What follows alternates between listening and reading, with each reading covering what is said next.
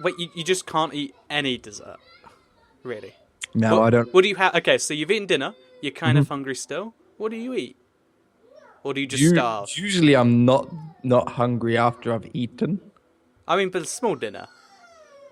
Every night after I eat, which is about 6 or 7 o'clock, I will leave it until about 11, and then every night, every day at 11 p.m., I have a tuna sandwich A tuna sandwich. every night. So essentially, your favorite dessert is a tuna sandwich. Yeah, 4 or 5 hours after my dinner. Yeah, no, I don't have ice cream or nothing like that. I don't like it. So there's another fun fact about Zono, guys. Welcome back to the Parrot Podcast. Hey, I had a feeling.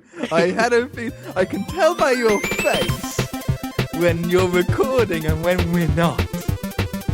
It's because I'm looking at the right monitor. That's the real trick.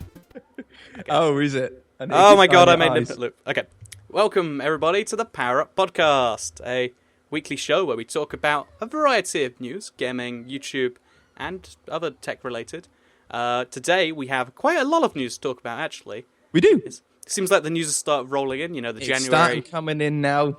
Yep, after the slow Christmas period of everybody keeping stuff under lids.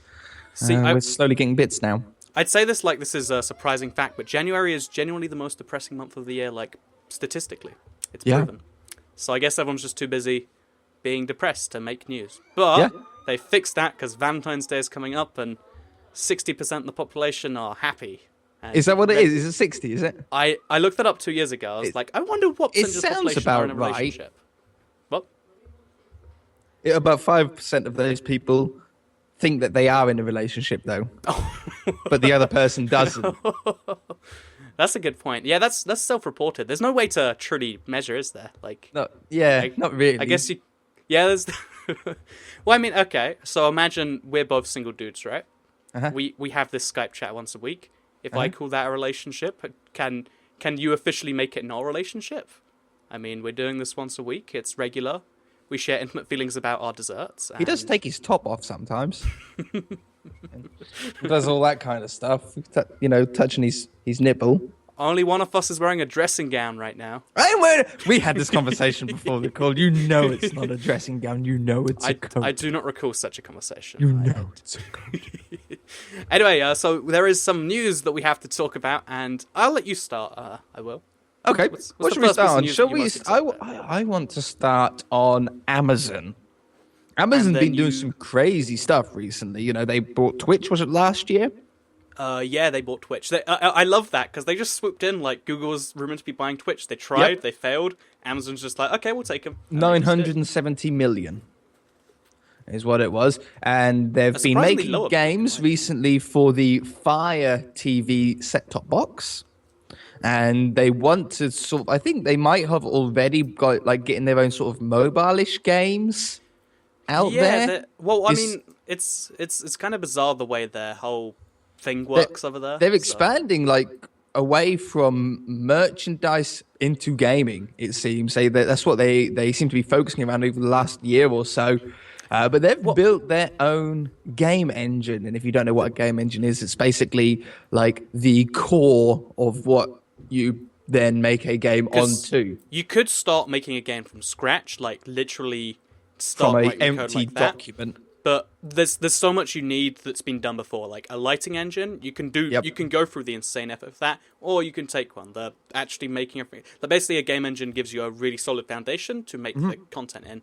Oftentimes, you do need still code on top of that, but it's still a solid foundation for it. Yeah, it's a really good foundation with a lot of potential options straight off the bat. Yeah, which is why lots of games can feel kind of similar, because if they're in the same engine, a lot of it kind of has to be the same. Which is a lot of it is tied to the game engine itself, especially if it's a small developer where they don't really change too much of it.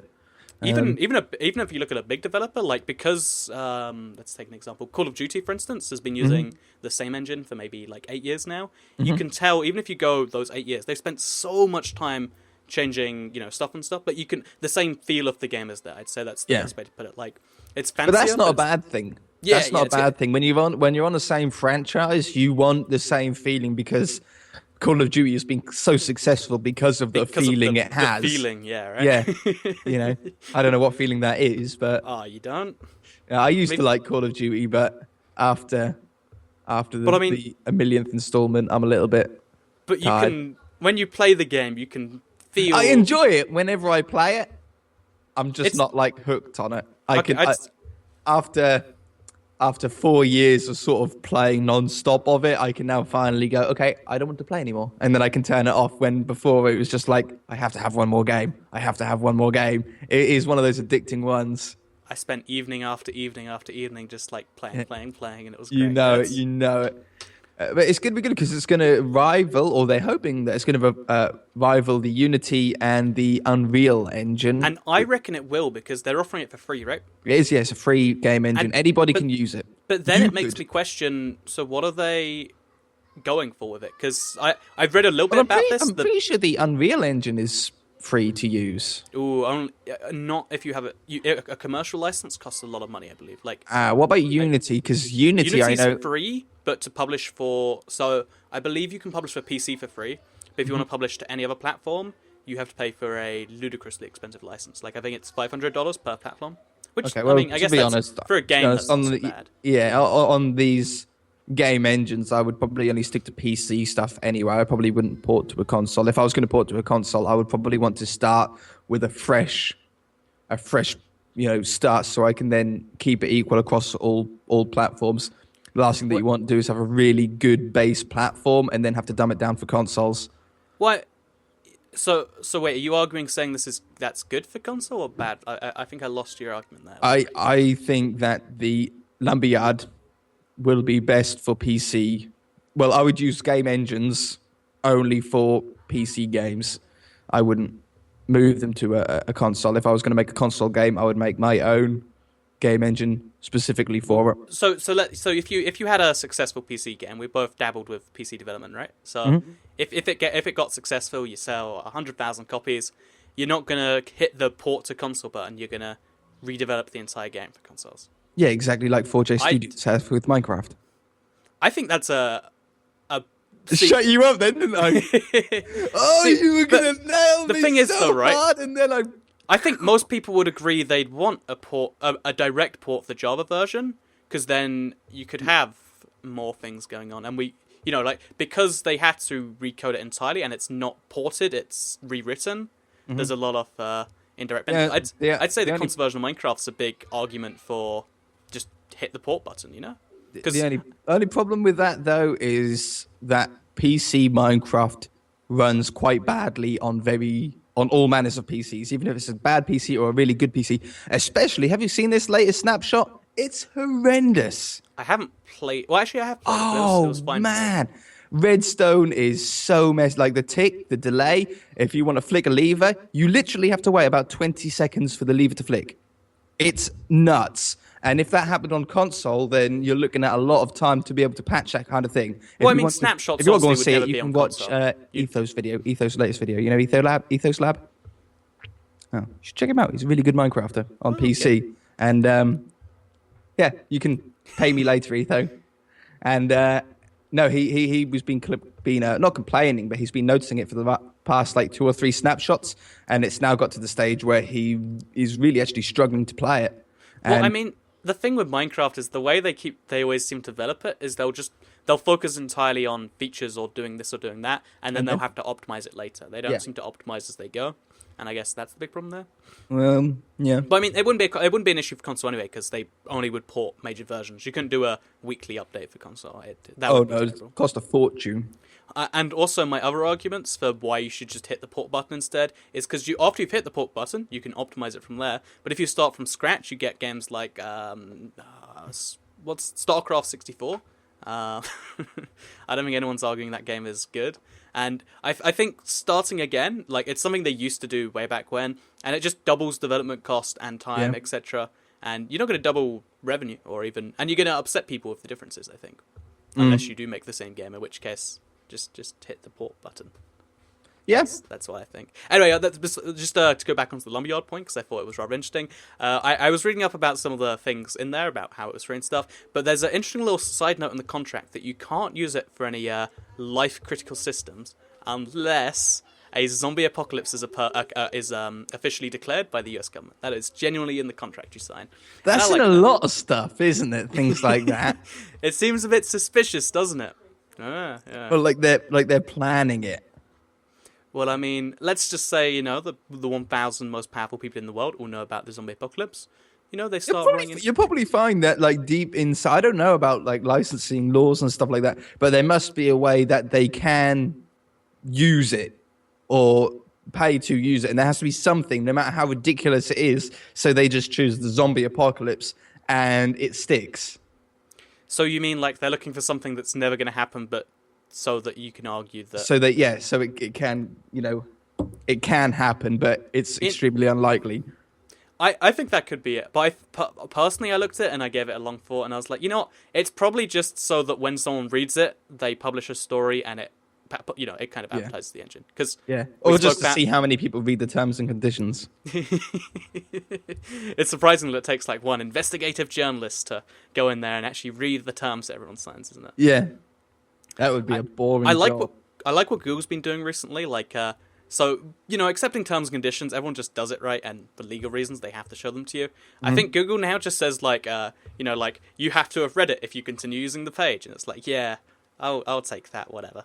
Yeah. You don't even have to click a button. That's great.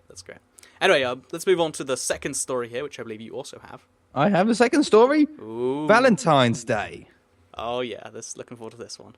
So, me and you are going to be spending Valentine's Day together, aren't we? Mm-hmm, mm-hmm. We're going to meet at the midpoint, which is Stansted Airport. Sounds about right. But we'll go there. We'll set up an Xbox or set up a console, because I've got the top games to play on Valentine's Day. So, multiplayer games that are, I'm going to say, female-friendly, if you like. Ooh, most games... Whoa. Are you saying females aren't as good at video games? No. I'm saying that blokes... I don't know if this is safe. Oh, wait, I'll just save you. These are games which are designed for one player who has played lots of games in the past and one player who is not quite so experienced. Whatever the gender of either player. Yeah, that's a good save. Also, but you know what I meant, and I think everybody knows what I mean. Yeah, but you know how you have to do it. And carefully, you got to be how stingy people are. Can't even take a joke. Yoshi's Woolly World. Oh my god, yeah, that is the perfect girlfriend game. Yeah, there are like all of it. Well, they're all pretty good. The next one, I'm not so sure on Lego Dimensions. I mean, yeah, but how old is your girlfriend in this case? Yeah, that's what I mean. I don't know. I've never heard of this game, but it sounds perfect for Valentine's Day. Lovers in a dangerous space-time. Oh my, that is... Okay, I would argue... Okay, so based on what I know about the game, so it's two of you in a spaceship, and it's... Imagine kind of like FTL, Fast and Light, but... Right, yeah. It's more arcadey than that, and you're both going through lots of different roles, trying to make stuff work. I hear, based on how it works, you kind of... At some points, it's like a big companionship thing, and sometimes you'll just hate the other person for not doing exactly the thing you need them to do, like... I know exactly what you want about there, because me and my fiance played through Portal 2 on co-op. Oh. And it was great. It was fine because we both know the game. We'd both played the first one. We sailed through it easily. I had a friend come over. He was Canadian. Oh, don't ever play... Okay, no, wait. You are a bad person before you say anything else. Never play Portal 2 with someone who hasn't played it if you've already played it. No, I didn't. No, I didn't. No. Okay. He came over, and we were just finishing up or just like playing the test levels, and they went, he says, Paul, he'd played Portal 1, but his girlfriend had heard of it, seen bits of it, but not really played it. I said, well, Portal 2's got a co-op. It's something for you. They've only just got an Xbox... they just moved at their new place, so they were just looking for some games, something like that. They were just looking for some stuff to play together, some multiplayer games. I said, borrow that. Anyway, we're in he goes home a couple of days later. We're in an Xbox party with all four of us, and we're just chatting away. And they're both on Portal, and you hear in the chat, it's like, no, shoot it there. No, there. Shoot it there.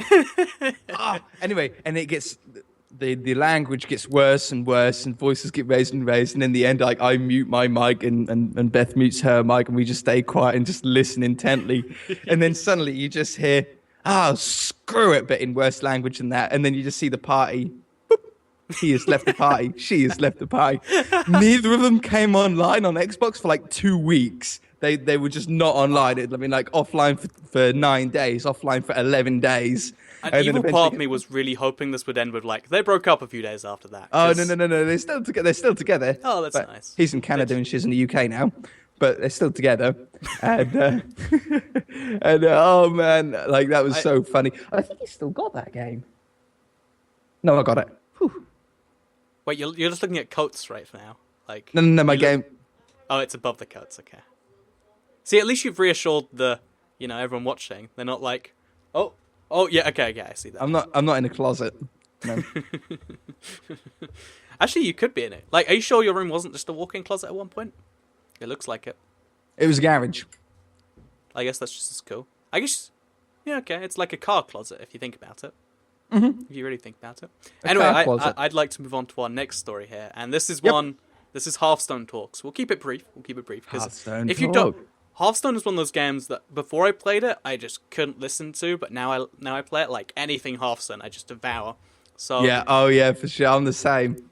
I'll try and keep things general, but without frustrating anyone that does know Hearthstone. So, Blizzard have announced a brand new format of playing Hearthstone. Hearthstone ranked and casual. It doesn't affect Tavern Brawl or Arena, which is nice. But yeah, they announced a brand new way to play it, because there's been expansion after expansion after expansion, and even though the game's been out like 3 years, there's now 3 adventures and 2 expansions. So that means the bar to entry is getting higher and higher and higher. And they realized that in 5 years, you'd end up with like 20 expansions and 10 adventures, and it wouldn't be feasible to even play for new players. So they have a new standard format, and the standard format is going to be the tournament one, the one that people play professionally, kind of. Yep. And it'll be the way that most players will end up playing the game anyway. I'm so looking forward to it, right? Because because they're gonna basically the standard only has the original cards your class come with, one the classic expansion, which seems bizarre to me. I think they're going to change that, and then the last 2 years worth of cards. Everything else is banned from it, which means that is it last 2 years or last 1 year? Oh, I heard it was 2 years, but I know that the moment it comes out in a few months' time, GVG and Nax aren't going to be in it. So it might be the last year. I don't know, because not only is the amount of expansions that will be coming out eventually going to ruin the entry level for the game, the biggest problem is that they either have the choice of releasing cards that are like the same as cards that are already in the game, power creep, yeah, or making the cards better. So instead of a 2/2 for 2 mana with Divine Shield, which is like a shielded mini bot, the best sort of 2-drop in the game, if you like, they'll eventually get forced to make the 3/3 shielded mini bot with a Divine Shield for 2 mana still. And then eventually you have to have like a 3/4, and eventually your cards are getting absolutely nuts. And right at the beginning of the game, and anybody that's new will have absolutely no chance. And we've already seen this directly before. Like, there are cards which are just objectively better than cards that came before them, and admittedly, they're usually cards that no one played anyway, like Magna Rager and Ice Rager. Well, it's happened very, very recently in the latest expansion with Huge Toad. Huge Toad is exactly the same as a Raptor. Is it a Raptor? The Bloodfen Raptor. Yeah, Bloodfen Raptor. Both are 3/2, but the Toad does 1 damage when it dies. You could argue, if there is a meta where Grim Patron is very big, then you would not want that 1 damage going off. And no, yeah. And you can make the same argument. But it's also a beast, which I don't think the Raptor is for some reason. Raptor is a beast, definitely. Is it a Raptor is a beast? Yeah. See, I don't know. So you can... the best thing about formats for me on the standard format is something that I enjoy most about Hearthstone is finding a card that like nobody ever uses, and then making a deck around it and making something like totally awesome. And you do it and you get your 30 cards and you're like, yeah, there's synergy there that can combo with that, and then like you can prep into that, and a really good rogue deck or something like that, you then go and play it, and the first game that you come across is a fatigue mage, and then the next game you come across is a secret paladin, and then the And next one and it's just absolutely impossible to actually feel satisfied. You might get a win or two out of it, but you're not going to beat these meta decks by putting in this standard format. It's going to at least take a while for the meta decks to be found and to be perfected. I love that it's now not going to be, okay, here's your old deck with your 25 old cards, add 5 new cards, there's a brand new deck. I love that it's going to have to be, oh, my favourite card, let's, what's, so in GVG, what's a really common card? I guess, Dr. Boom. Gone. Boom. Like, the 7-drop slot, it's open now. Maybe you go back to an 8-drop. Mysterious Challenger, gone. Wait, Secret Paladin's dead. And then as pretty much as dead as you are ever going to get, because that's like the card that it focuses around. Yeah. No more Haunted Creepers. A lot of good cards. Zombie Chow. Yeah, a lot of really good cards are just gone. But that's not a bad thing, because it means that they can now release cards that are going to be decent and aren't going to be thrown away because we've already got one that's just better. And we're going to be able to... There's going to be so many better decks out there, like fun to play decks. The big thing for me in the cards they're removing, because I looked at the big list, is every single sticky minion is now going to be gone. So now when you kill a minion, you know it is dead, and that is just no more sludge belchers. Or Piloted Shredder, which is just the dominant 4-drop, or Haunted Creeper, which is a really strong 2-drop. When you kill something, that'll be replaced though, because they'll be able to bring out a new Shredder. Maybe a 3. I don't think they want to though, because after all this, I mean, it's going to be nerfed, obviously, but there's never going to be a dominant. I think that they'll when like the Shredder goes out, they'll bring in like a 3-drop Shredder, and it'll spawn out. Oh, there's already a 3-drop Shredder. That should technically give me a survive, but it's not very good because it's not a Shredder, Yeah, but I think they'll replace those cards with those ones, because they're only going to be in the game a year or two anyway. I think they're going to wait a long time before ever reprinting anything like a Shredder. I think you reckon that card has dominated the 4 slot and every deck. It has a mech tag on there that no one ever needs to use, but sometimes it's powerful and use it. I think these powerful cards that have ruined the game for some people, they're going to wait a long time.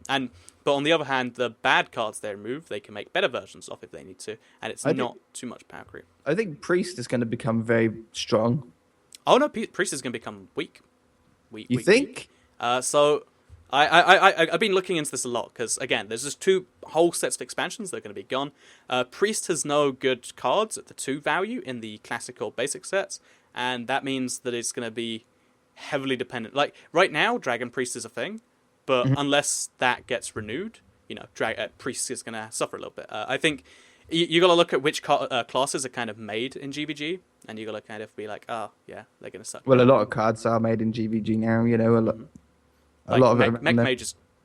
I think any mech deck really, right? Because they're all. Yeah, any mech deck will be pretty much dead in the water. For now, they will come back. I don't know if they want to do a whole nother mech expansion though. I think. No, but you don't need a whole mech expansion. You only need 2 or 3 cards every 6 months or so, and that's true. You get a deck very quickly out of it. Okay. Well, to kind of finish up on this bit of news, there is also going to be a wild format where it's all the cards ever, and it's not going to be encouraged, but it's going to be a thing. And I look at it and I think that actually sounds kind of terrible to me, because every now and then it's a free play mode, isn't it? Yeah. Every now and then you're going to want to come back and be like, I want to play with that overpowered card and that overpowered card and this card, and I'm going to make a ridiculous deck. But it's probably just going to be dominated by here's a meta deck from 2 years ago that everyone hates. Here's a guy playing Face Hunter with all these cards. Yeah. Because Face Hunter gets exponentially more powerful every time they bring out a new expansion that has anything face related. So yeah, anything charge, it makes the face deck better. And final point actually is that the old expansions aren't going to be on sale anymore after they go out of standard. No, you will be able to craft anything. Yeah, or what I'm going to recommend people do, buy a bunch of GVG packs now, and then you'll have an extinct type of pack. And I don't know what you could do. Oh, and just not open it. I don't. Yeah, I think I'm going to buy 20 packs and open 5 or 10, and then be like, actually, I'll keep the rest. Because although it's like heartbreaking, that's a weird toy cat thing to do, guys. That is. It is. I like having things that don't exist anymore, you know? Especially in video games. Except, okay, tiny story before we move on to the next story. You know RuneScape? Mm-hmm. I still own a green Halloween mask that it has not been made since 2003. There you go. It's worth over 100 million at one point. It's been going down. It's probably up. Is it going down? I think it was like way overpriced. Well, the thing is, right, most of the rare items like this, there's so few of them in the game that you can't accurately map their value because so few are being sold, right? Like I think someone accurately pointed out that there was one item. It came out in 2001. I think someone found the last Christmas tracker in the game and they pulled it just to say there were no more. And there could be some out there, but no one's ever declared they have them. So it's like, how do you put a value on an item that might exist? And although there's like probably hundreds of these masks out of millions of players, how do you know how much they're selling for? Yeah. And what makes it even worse, okay, final RuneScape bit here, is because the max gold value is 2.5 billion, and there's like a trading thing in the game that makes things a bit messy. I believe it's really, really tricky to even work out how much people are trading for, because you have to give them stuff that's worth less than it's actually worth. And to balance it out. Anyway, so RuneScape talk. Anyway, let's move on to the next story, which isn't Hearthstone or RuneScape related, is it? No, short one. YouTube Red. Ooh, they are removing the view count. Okay. No, I'd like to say before anything else, because I think I said this at the very least. I don't know if you also agree with this. Back when YouTube Red was first announced, I was kind of skeptical of it. I was like, this could lose people money. Mm-hmm. I didn't predict it would, and I was like, it'll probably make people a little bit more. But I checked the numbers, and I assume you might have quite impressed. Yeah. If you're a YouTube Red viewer, you earn. It's kind of a good thing to do for the creators now. It's not even just a neutral thing. It's a good thing. So anyone who's watching this on YouTube Red, this is like a 40-minute video. So yeah. No, but okay. So YouTube Red, they're removing the view counts, which is it's one of those things that when any company removes the numbers on what they're doing, you know what that means. Because you can understand sort of why they're doing it. The reason why I think they're doing it is because the TV doesn't have a view count. Wait, and let me confirm this. Yep, it doesn't. Yeah, you've looked. The TV doesn't have a view count, and YouTube Red, well, with the films and stuff that they're putting on, because they've got some feature films on YouTube, and if they don't already, I haven't really looked at it, they're planning to, and higher production value. I think they want to be closer to TV, so by taking out the view count, you're making it more professional, I think, in their eyes. I think. But the real reason is because there probably isn't enough people watching, and they're probably a little bit embarrassed. I think that they could have made a cooler TV if it had view count. I'd love to know how many people are watching this program I'm watching right now. Like, every now and then I'm watching, like, because there is a view count on TV shows, because, like, the X Factor, the ratings do. X Factor know exactly how many people are watching their show on the final. But they don't. They have, as I understand it, this varies from country to country, I'm sure, and maybe I'm even wrong with this. The way they measure those is they have certain people, like, based on demographics. It's kind of like how opinion polling works, where you measure only certain people, and if one person watches the program, it counts for 2,000 people. So they're never exact. Well, I guess YouTube's view count isn't true either, so it's the same kind of thing. But have you ever watched the show and wanted to know exactly live right now, is this something that's hot or not? Like, I've always wanted to do it with the radio. I've always wanted to know when a certain song comes on, because like I've been driving in the car and this song's come on, and it's had this like awful start, and you're like, what?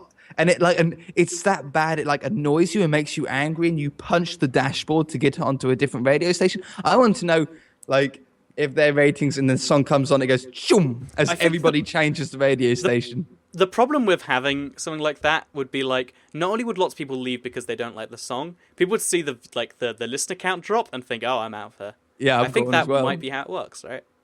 Like I always notice on like the limited YouTube and Mobcrush streams where like it always seems to trend in one way, and I'm not sure if that is just people leaving or joining. So like, oh, it works with YouTube with likes. If there's no likes or no views on or subscribers is probably the best one. A channel with 0 subscribers, even if they make a really good video, it's likely that nobody's going to definitely subscribe. Easier for a big channel, right? Like, yeah, and when you're a bigger channel, you see, oh, he's got 1.5 million subscribers, I'll subscribe. But when they've got 137 subscribers, and I fall for it as well. Many times I've subscribed to a channel that's actually quite bad. But then you find a good video, and because he's got like 40 or 30 subscribers, you don't bother subscribing, even though you know that you should. I'd say there's an advantage to being massive and an advantage to being small, because if there's like 50 subscribers, a part of me, and I think a part of a lot of people, are always tempted to do it. And like back in the day when I made videos that I think are terrible now, and I think even back in the day I wasn't too sure about, people kind of wanted to be fans of this channel with 67 subscribers. Yeah, that's how I felt anyway. I mean, I think it's a very few number of people though. Well, I really like being subscribed to a channel with like 3,000 subscribers. They put out some really cool videos that I like. Yeah. And it's like, this is my cool little. It's like a hit. And then Toycat can then steal the idea from the video, and nobody will say that he stole it, because the person he stole off only had 1,000 subscribers. Every now and then I think about that, and I'm like, dude, I could so get away with this. Yeah, well, okay, so if I see a video and I'm like, oh, this says, maybe I shouldn't say this, but when I'm looking for like raw gameplay footage, I'll never take it from a big YouTuber, because I know that they're sort of they have automatic strike systems. If it was a small guy, I know, one, they're probably never going to find it, and no one's ever going to link the two, and two, it's just a little bit of gameplay footage. I can do that. So again, probably should have said that in the next. Now people can be like, aha, that 3-second clip from his video yesterday. Freebooting. That's SoFlo and IBX Toycato. Yeah. I mean, both our channels are licensed by the same guy, as it turns out. Apparently so, yeah. You not me, Toycat and SoFlo. You're not owned by anyone right now, are you? No, I'm free agent. Yes. Amazon, I'd be interested. I'm surprised there's not more real YouTube real companies networks in the YouTube game, right? Like, yeah, I'm surprised that Amazon and stuff like that don't have their own. I think beneficial Google to them. Should have a division. It sounds ridiculous, but Google should have like a separate division off a network where they do the network thing, because I reckon they could do it better than or any network, because the amount they must be making is just like, you guys. Whereas YouTube have the interest in just, let's have more stuff on YouTube, so maybe that's something. Anyway, enough YouTube network talk. I believe you had one more story, correct? I have one more story here. Actor James Wood was on Twitter when a Twitter user, Ableist, basically sort of got into a little bit of a spiff with him, got into a little bit of an argument, and called him a cocaine addict. Well, Mr. James Wood ended up getting quite offended by being called a cocaine addict, as an actor you probably would. It can be quite defamating, quite harmful in a way. Oh, my dog's barking. That made me jump. But he wants to find out who this user is, who this person behind the mask is. And he has been given permission to attempt to unmask this. What was his name? Wait, given permission by who? Ableist, by the courts. He's been given permission. He's not allowed to, hunt down the guy, but he can use means in order to unmask him, because he's suing him. The guy is suing. Oh, that's clever. Yeah, the guy is suing Ableist for $10 million. The only trouble is that you can't easily sue someone who has a fake name. Do you know what I mean? If I didn't know who you were, I couldn't sue that easily. You can sue the concept of IBX Toycat, can you not? You can, but it's hard work, because who ends up paying the money? Do you know what I mean? There is a constant argument of that. So he's being allowed to attempt to unmask him. What was quite funny about this is that Ableist has obviously been sending his lawyer or attorney to the court hearings, so they still have no idea who the guy is, because he hasn't gone to any. Wait, that's legal to do. You can. The attorney doesn't have to give up your identity. No, his attorney's gone there, and the attorney, they didn't call it. They called the lawyer representing Ableist, said that he, as in the lawyer, and Abe are not really taking this seriously because they're pretty sure that Mr. Woods was on drugs at the time of the tweet. So even the lawyer has gone, no, he's a cocaine addict. Okay, there's so many cool things in this that I really want to address them one by one. First of all, so if you were just... So if let's say that everything you've told me and you've told the world is a lie. You're not actually called AJ, you're called Timothy, and you actually live in Canada. Yep. And that means if people try to find you in that vague area of the country over there, and they can't find you, and even though you've been saying terrible things on Twitter as the one and only, apparently you can just get away with it. That's the precedent here. Second of all, it's very hard to be able to do anything about it. Second of all, imagine, like, in this situation, let's say someone does sue the Z1 and only concept that they can't even find you, like, there's no way to do it. Then I could show up to the court and say, well, I am his lawyer, and he says, basically. But I guess he'd have to come forward, and that would be the way you root him out. You start a court case with someone pretending to be his lawyer, and then... Yeah, that's how you could do it. And then you just funny make him is given if the case. you, being the lawyer, didn't disclose your name and just disclosed your Twitter handle. I picture someone being in the court with like a sign on their face that's just like @ and then exactly. We've just worked out the ultimate scam, dude. We should do it. Yeah. If you need to sue someone anonymous, just get a fake lawyer to pretend to be their fake lawyer. Wait. They can't. You can't sue anonymous because it's almost a franchise, isn't it? Do you know what I mean? Right? It's basically a franchise. It's not one person. But there are some people who are public members of it, right? Yeah. And those people obviously aren't linked to real people. But until you fight a fake court case with yourself with their identity on the line. Yeah. And they have to step in to defend themselves, and they have to verify that they're not the fake one. Boom. Yeah. Boom. We just worked out the best way to do that. So hopefully that is of use to everybody watching, as I'm sure it totally must be. Anyway, do you want to move on to the last section of the show? Yeah, let's move on to the last section of the show. So it is the Would You Rather section. Would you rather? Go for it. Give me a second. I had it. Okay, wait. I remember it. So, I've made my face Skype. So my Would You Rather question is one that I read rather recently, and I was like, that's actually a pretty good one. I think with your situation, it gets even more interesting because the Would You Rather. I'm going to get this mixed up like I always do. It's, would you rather marry a homeless person for 1 year and get given $100,000, or have a homeless person name your first child, and they're going to name it something ridiculous? Did that just happen for you? Yeah, it just flipped over. Toy Cat just goes the opposite way. The torch looks really weird this way around. Anyway, yeah, it does. And or would you rather have a homeless person name your firstborn child and not get anything? So it's kind of like a TV show at this point. Like, oh, you and the homeless person. To be honest, I think crazy homeless person to remember. Crazy homeless. Well, not like bath salts crazy. Like, right. Let's say like the sort of homeless person that like they'll ask money, then they'll harass you for a bit, and like, oh, you ain't like. If you married to them for a year, surely, like by the end of it, they'll be a clean person. That's like a public service. Also, yeah. You switch around again the other way again. Wait, I wonder if I'm causing this. You might. There must be something that you're doing that's making it flip. Like after a year, you must surely, actually, probably end up being like attracted to this homeless person. Probably. Oh, you'll like them at the very least. Yeah. I'm sure you'd probably get along, but surely you must have got these bad habits out of them. They're probably a really nice person. In fact, you'd probably want them to name your first child. You might even name your first child after the guy. You could pick both. You're right. Yeah. Wait. So are you picturing homeless man or homeless person? Yeah. Is this like homeless man? How about 50-50 chance?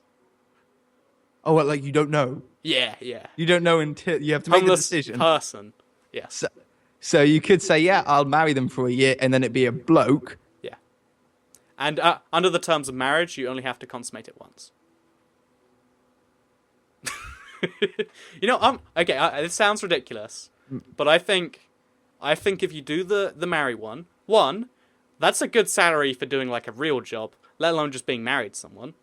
2, you can just have them basically live in your house and be a dude roommate after the first night. and that's a good way to make some money. 3, it might actually be an attractive a homeless woman that has the ability to be attractive when you clean her up. And I think your worst case scenario is you have a dude roommate for a year. Your best case scenario is you end up with the love of your life, and in either scenario, you get 100,000. I don't know. I'm not sure if that's my final answer. After thinking about it, I'm gonna go the other way. I would let the homeless person name my first child. Okay, let's take out the consummation bit. That is ridiculous. Okay, I'll marry them for a year. Okay, but in exchange for that, they are going to be crazy and they might break some stuff. You know, like yeah, they can break as much as they want. Okay. Up to the value of $100,000. Yeah. Up to the value. Yeah, because then you're quits in, aren't you? Then. Okay, then. Well, I'm glad we have the same answer there. So, do you have one for me, or is I do? Ooh. Would you rather spend 5 years in solitary confinement, but when you come out, you're rich, or define rich? Rich as in like multi-millionaire rich, not as millionaire, in you, though. So like 10 million, 100 million, 20 million. Okay, 20 million, like half decent lottery win, you know. Yep. Or no matter what you do, you will never go to prison, but you will never be rich.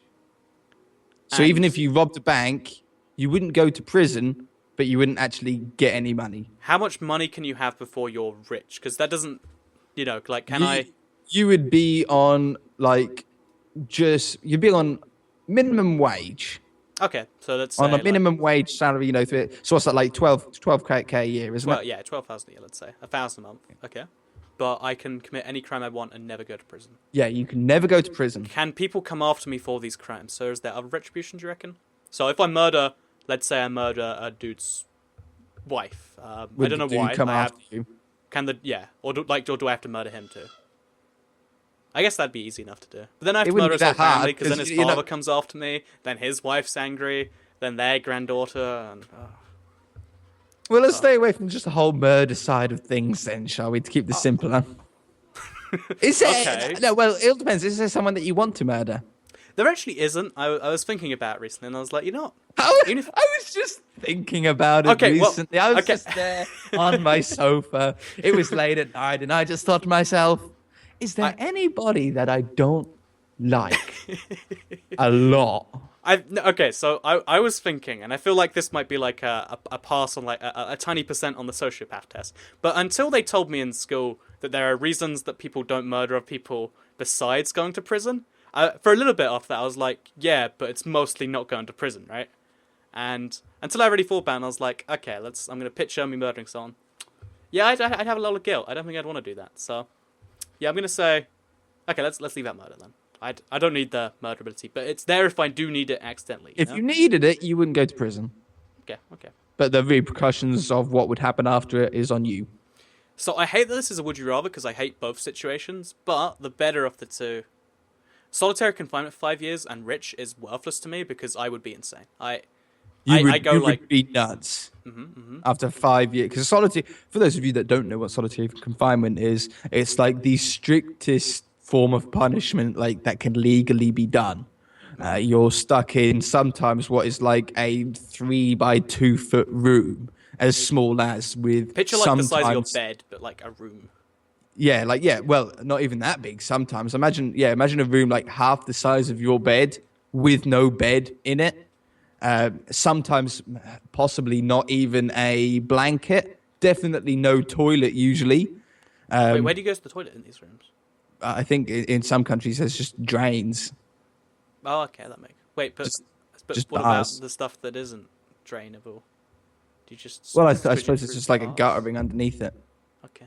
Constantly flowing. Awful. Awful place to be. And for only 20 million... so the thing is, I read recently there's a room somewhere where they've managed to sound dampen it entirely so you can't hear anything but yourself. Do you read about that? Yeah, makes you completely insane. Apparently you have to do like clinical tests before you can go in there for over an hour because it drives people insane after that little. Now imagine to some extent that, but 5 years. That I don't think I can do it. So I guess it sucks to never be rich. Hang on, but when you were in solitary confinement, you knew when your time was up, you were coming out rich. That'd probably make you more insane, wouldn't it? Yeah. No. Okay. So, have you ever waited for something for like 5 hours? Yeah, McDonald's Chinese once. 5 hours for a Chinese. Yeah, it was like well, maybe not that long, but it was probably around 3.5 hours once we waited for Chinese. And imagine that, but what's 3.5 hours in comparison to 5 years? Like A long time. I'm going to give you the exact number. No, you're not. It is 12,000 times as long. Okay. 12,000 times longer than that. Imagine waiting for that Chinese, and then it finally arrives, but it doesn't arrive. You got to wait another 11,999 times. But then it comes out it doesn't. Yeah. That's terrifying to me. So actually, wait. I watched. You've muted your mic. Whoa! You've muted your mic. I can't hear you.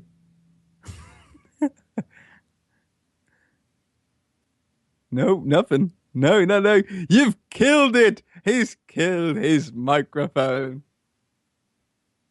You know what the worst thing, while he's sorting this out, you know what the worst thing to do in a car trip is, while he's talking about, like, going insane. Oh.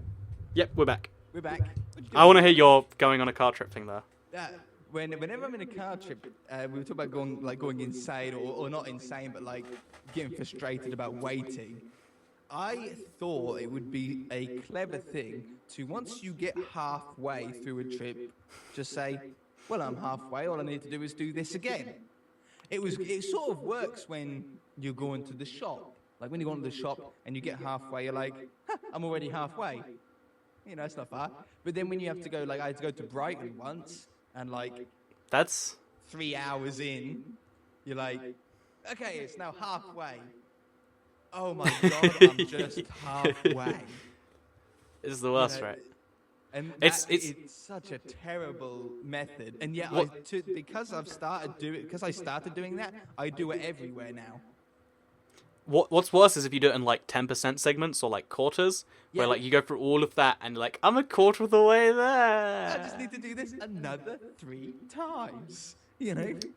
I learnt this the hard way on my 9-hour train journey across the country. Don't do it again. Anyway, so I found a loophole. I don't know if you heard any of the loophole. Nope, I didn't hear the loophole. Okay, so the second option is objectively better. It's better to be able to commit crimes because so not paying for your house, crime. Yep. Not paying for food, crime. Surely not paying for anything. End up with quite a lot of money by not buying anything. Breaking into other countries without a visa, crime. But I don't know, like anything you would ever want to do in life can be done, except it's probably criminal. But you'll never be rich.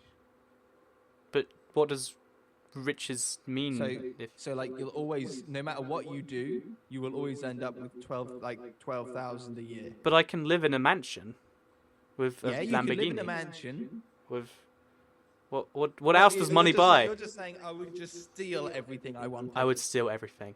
I think that's a great plan. I'd make sure I'd steal it from not another person, because then that's literally stealing, but from the company. Because although it is still stealing, we all know it's not as bad. Hang on. If we could both have this question, we would both choose. Yeah, we would both choose that. And then stealing we could contest. Do heists in the most awesome. Oh my God! Like we could do like GTA heists in real life and just not get in trouble. Like we could have a getaway car. I do have to wonder though, can people still shoot you, for instance? Because it's not a crime. You're not invincible. Yeah, but I mean, can they shoot you because you're committing a crime, even though it's not a crime? So if you rob a bank and there's an armed security guard, come after you. But security guards, for instance, private security guards, because that's not crime, is it? That's. Yeah, probably. We'd have to be a little bit careful, but we could still do heists. Awesome stuff. And if you did get shot, at least get shot on the most awesome heist ever, like with getaway cars and motorbikes, driving motorbikes into the back of lorries. Yeah, I'm even thinking like you can just do that. Like if you can picture anything you want in the world right now and just do it. You can be like, I want to abseil down the Empire State Building, and the only thing that's illegal about that right now is the law. Well, I guess. Obviously, but you can just do it. You want, the thing where you mentioned, where like drive motorcycles onto the back of lorries. You can do it. Fly a helicopter through any city in the world and like underneath bridges. You can do it. Fly a commercial jet through the city. Why don't we just do this anyway? Me and you, we'll just drop the channels right now. If one of us is found out, or if both of us get, like some terminal disease, we have like a few months left. Let's do it, Yeah. I don't know if it's. If both get the same disease, even better. We'll go nuts. We could infect the other person with the disease to make sure that it works that way. Yeah, and then well, if I'm going to die in 6 months, you're going to die in 6 months, and we're going to pull off some awesome heists. Wait, that's why you want to meet me? Oh. Yeah, exactly. You never know, we might end up on the Ellen DeGeneres show or something like that. if we hope. Anyway, yeah, I think that's pretty cool. Is that the end of the show? I think it is. Everything. I hope you did all enjoy it. If you did, wait, are you on iTunes or on YouTube, right? You're probably on YouTube, I'm going to guess. If you're on YouTube, like it. If you're on iTunes, there is a rating you can give it which is favourable to us and which we cannot recommend. But if you are listening to this on iTunes, then go check out the YouTube channel. And if you're listening to this on YouTube or watching this on YouTube, then you can go and subscribe to it on the iTunes. Yeah, and that will give you like notifications when it comes Links out. in the description below. Last week's show wasn't a real show, by the way. It was a live experiment. Yeah. Wrong. Yeah. I'm not really going to say it's my fault, but it was due to me. Based on all the times I've given you some of the blame for something that was entirely my fault, I think it's fair that I take a little bit of the blame. Okay, then. It was slightly my fault. It was 62.5% Toycat's fault. That seems fair. Speaking of things which are 62.5% Toycat's fault, be sure to check out this show's sponsor in the description down below. You buy something with those Amazon links, and 50% of the show gets a cut. It's a great way to show the show that you support it, and if enough of you do it, it will let us know that we should get a real sponsor. So, ukamazon.ivxtoycat.com. If you do it, maybe the other 50% of the show will share that 50% with me. Yep, if it makes enough money, then I'll have too much and I'll have to share some. So. Just have too much. The funny thing about the Amazon is I've been doing it for like 2 years now, and it's just a nice, every now and then, like every like 6 months, I'll hit the threshold of like £10, and I'm like, oh, I'll buy something on Amazon now. Because it comes at like random times in the month, so it is literally like, ooh, fun money. So yeah, that's great. Anyway, so that's the Parrot Podcast. We'll see you all probably next week. We're going to get back on the weekly thing probably. Probably. Yep, going to keep saying the word probably. So yeah. If we don't do a podcast, it's because there's no news. Yeah.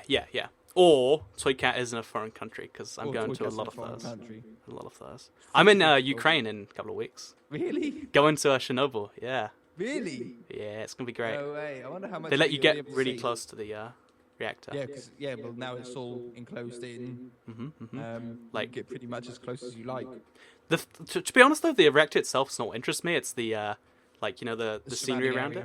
Like, because they told everyone that all the buildings and the big they evacuated everyone temporarily and said you can get your stuff later, but then it was so radiated that no one could get their stuff. So it's just a snapshot of like Soviet Ukraine, and sounds pretty cool to me. Yeah, totally awesome.